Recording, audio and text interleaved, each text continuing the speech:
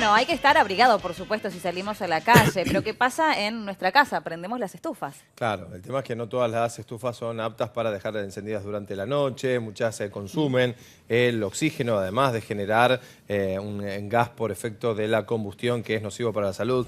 Ya hay casos, lamentablemente, de personas intoxicadas.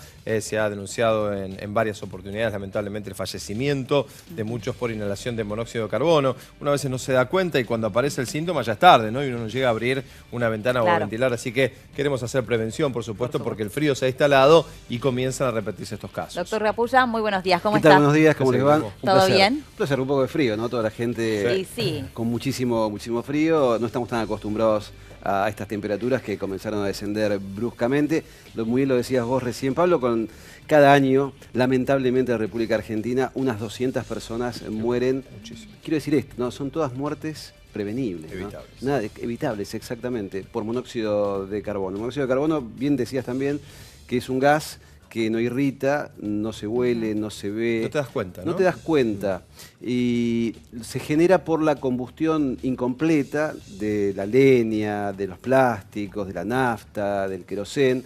O sea que para quemarse necesitan oxígeno y cuando falta oxígeno se genera el monóxido de carbono, o sea, por eso es combustión incompleta. Este gas, que se llama también asesino invisible por todo esto que estamos diciendo, y además la enfermedad es la gran simuladora porque uno comienza a tener síntomas inespecíficos.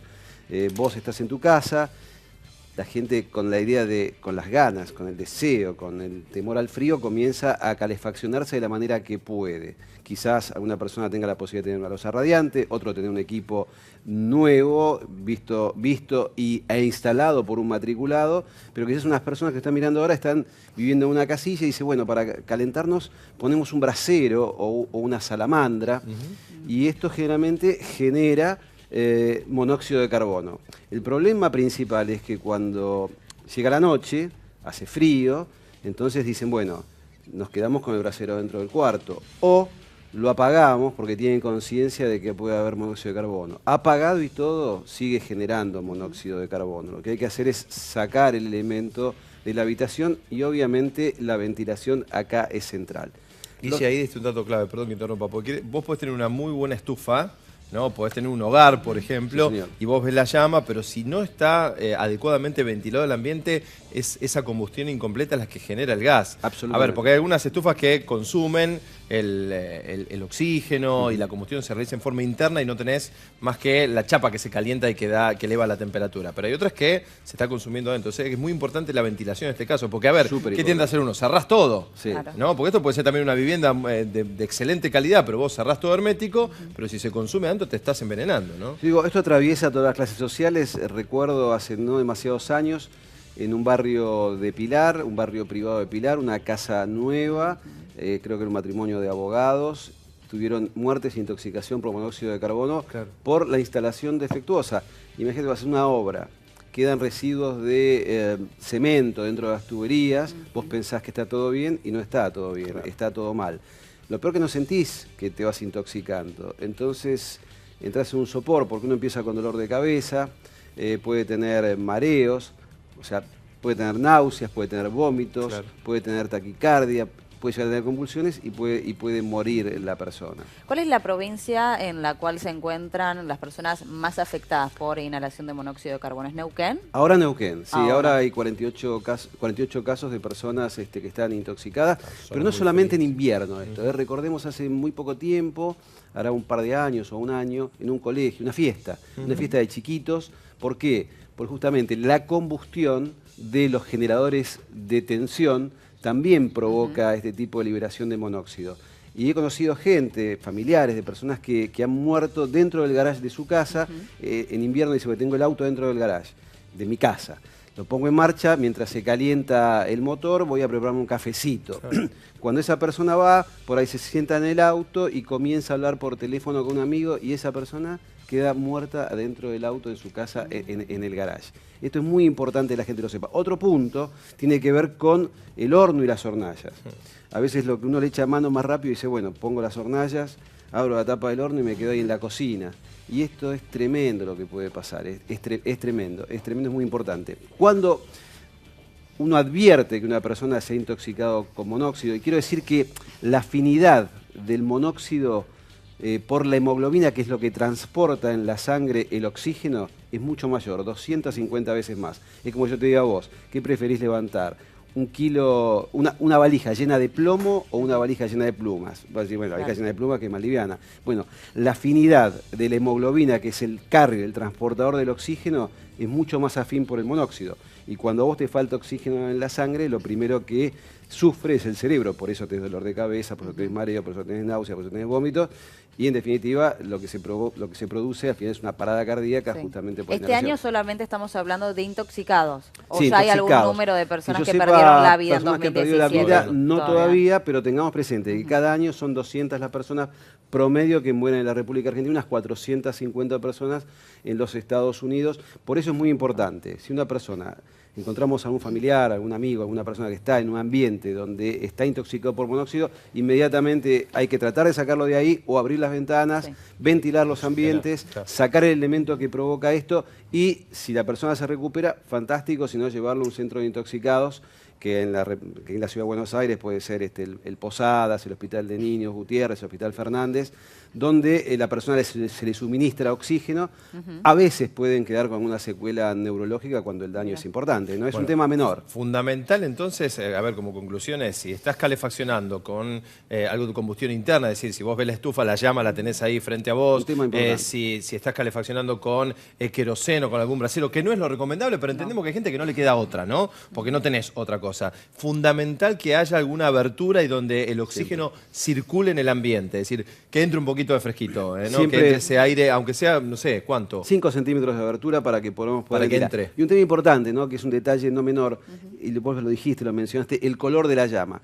La llama debe ser azul rutilante. Cuando la llama es naranja o amarilla, significa que la combustión es incompleta. Mirá qué buen dato. Otro detalle, y que es fácil de detectar, ¿no? Llama azul. Fácil de detectar. Es azul, hay algo que está mal. Otro detalle importante. Una persona que tengo tiro balanceado está fenómeno. En realidad, muy poca gente lo hace. La recomendación que yo le digo a la gente es, una vez por año, gasista matriculado, revisar las instalaciones. Uno ve el tiro balanceado y todo negro, la tubería y el techo. Eso significa que está quemando también mal. Son detalles a tener en cuenta porque a veces la instalación es nueva, pero anidan por ahí palomas en las tuberías y tapa la salida. Y todo ese gas viene hacia adentro y nos provoca estos malestares que, bueno, a veces son trágicos. Hay otros temas para desarrollar con el doctor. Seguramente que sí, y ha traído ahí una serie de cosas que parecen... Una ferretería. Juegos, ¿no? Que parece, claro, ¿qué va a armar? ¿Una batería? ¿Es el pie? ¿O qué son bolitas? ¿Qué es un tipo de juego para niños? Pero no, es un...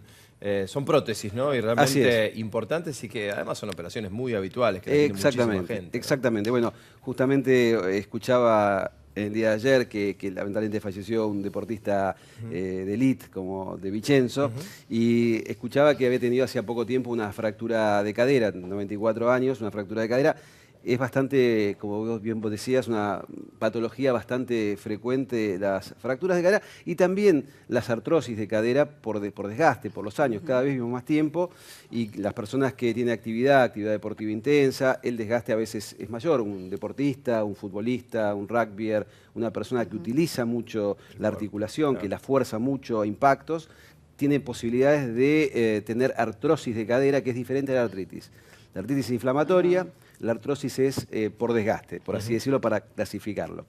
Y las mujeres tienen más problemas de caderas a determinada edad de fracturas justamente por la osteoporosis. Que a los 50 más o menos. A partir, claro, los 50 años, por eso la densitometría es un estudio importante para realizar, pero es la segunda articulación más traumatizada después de las rodillas. Y cuando uno habla de reemplazo total de cadera, la gente se agarra la cabeza, sobre todo cuando, imagínate vos, viene al consultorio una persona de tu edad, que está dolorido. Dice, yo tengo un dolor en la ingle, porque el dolor se refleja en la ingle, a veces en el muslo, a veces en el centro del glúteo, que le cuesta caminar, tiene dolor, mucho dolor, y en un momento llega a ser incapacitante, camina ya rengueando, se pone carga el peso sobre la otra pierna, si es derecha, carga el peso sobre la te izquierda, empieza a dar mal a otra empieza a también. estar todo, Claro. empieza a estar todo Anda todo torcido, mal. y Claro. entonces termina también a veces perjudicando a la otra cadera, y entonces le dice el médico, tiene que hacer un reemplazo de cadera, y se agarra la cabeza a la gente pensando que esto es una cosa muy poco frecuente, que los resultados no son buenos, y realmente los resultados son fantásticos, por supuesto, como siempre digo, en manos expertas en hacer este tipo ¿Y de qué materiales cirugías. tiene ahí? ¿Hay dos Bueno, opciones? hay varios materiales, ¿O más? generalmente es titanio o acero quirúrgico, hay diferentes tipos de prótesis de cadera, depende la edad de la persona, depende de la actividad que realice. Para que tenga una idea, cuando hay un hueso que se llama el fémur, Sí. que es el que va desde la pelvis hasta la rodilla, se corta la cabeza del fémur, que es una bochita que va insertada dentro de nuestra pelvis, y esto va metido dentro del fémur. Puede ir con cemento, o sea, se pega inmediatamente, o hay algún tipo de prótesis que tiene este material, que ustedes ven que es mucho más poroso, que se llama prótesis no cementada, donde el hueso se mete dentro de este tipo de porosidades. Esto es no cementado, esto es cementado. ¿Y eso que el hueso como que se une, se suelda la prótesis? El Como, sueldo, como cuando el implante, digamos, dental, ese tipo exacto, de cosas. se que osteointegra, o sea, el mirá. hueso se mete acá adentro y Qué esto lo bárbaro. agarra, lo muerde. Este caso no, este caso esto va con cemento porque ustedes ven que es absolutamente lisa. Y después la bochita, que sería la cabeza del fémur, que en realidad puede ser en este caso como acero, o a veces puede ser como en este caso cerámico. Esto va a girar sobre un polietileno que está, bueno, esta no es de acá, pero va a girar sobre un La cerámica polietileno. es esa, claro. Sí, Esa que está tapada. esta es de acá. Esta es una híbrida porque es parte no cementada y parte cementada. Por acá estos agujeritos se colocan unos tornillos, y yo les he mostrado una radiografía. Ustedes me dicen si voy muy rápido. No, está perfecto. Lo Sobre el apoyamos blanco acá ahí, lo dale vemos. sobre el blanco, Mirá, a ver si... ahí lo tenés, mirá. Acá vemos, este es un doble reemplazo de cadera. De este lado podemos ver el tornillo que yo les mostraba, el agujerito donde se coloca el tornillo, y se fija a la pelvis este es el pubis, y acá vemos perfectamente el fémur y cómo está la prótesis insertada dentro del fémur. Los resultados son fantásticos. La persona se levanta a las 48 horas, depende del tipo de prótesis que sea, puede usar muletas un tiempo, más o menos tiempo, y se reintegra rápidamente a su actividad. Guille, Quiero decir, lo que provoca es decir, a ver, ahí tenés una imagen, a ver si lo podés poner allí, esa imagen que estaba mostrando, donde es la cadera, digamos, donde estaba, ahí está. En realidad lo que se cortó ahí es la cabecita del hueso, ¿no? Que estaba exacto, en ese lugar. se corta ahí acá, ahí se corta exacto. el hueso. Porque Y ese movimiento que estaba generando contra la cadera, que se gastó el hueso, y eso es lo que genera el se dolor. desgasta, exacto, se está desgasta, gastado. se desgasta el cartílago y se aplasta ese espacio. Y duele. Por eso es bueno, el diagnóstico es bastante sencillo, porque es clínico y con una radiografía simple.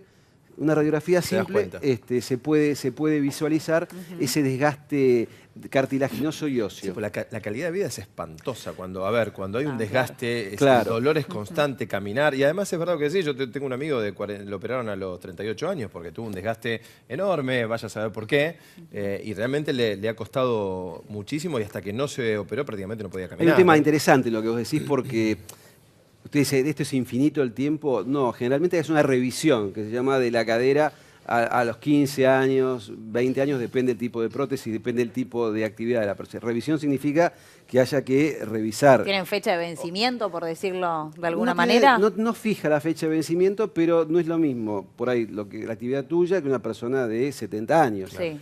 Porque vos te movés, haces deporte. La persona con una prótesis de cadera puede jugar al fútbol, puede hacer nadar, puede andar en bicicleta, puede hacer de todo. Ah. Lo que no se recomienda es que haga deportes de contacto fuerte, por ejemplo, que no haga rugby, porque el Ajá. golpe puede ser intenso y la puede descolocar. Pero Sí. la persona puede hacer cualquier tipo de actividad. Es una cirugía que se realiza en ¿Cuánto dura? en muchos hospitales, una cirugía que puede durar en manos avesadas, si no hay ninguna complicación, aproximadamente un par de horas. 2 horas. Los resultados son fantásticos. La cubren todas las obras sociales y prepagas cuando la indicación Claro. es correcta. Y por supuesto hay distintos tipos de materiales y varía bastante el precio de cada prótesis, pero no siempre la más cara es la mejor mejor. indicada Claro. para cada caso. Eso es un tema importante porque siempre la gente dice, no, yo quiero la mejor, ¿cuál es la mejor? Sí, pero por ahí no es para ella la Bien. mejor. Muchas gracias, Gracias a doctor. ustedes, un placer. Que les Gracias. vaya bien. Buen fin de semana. chicos. Gracias. Muy amable. Tenemos más información.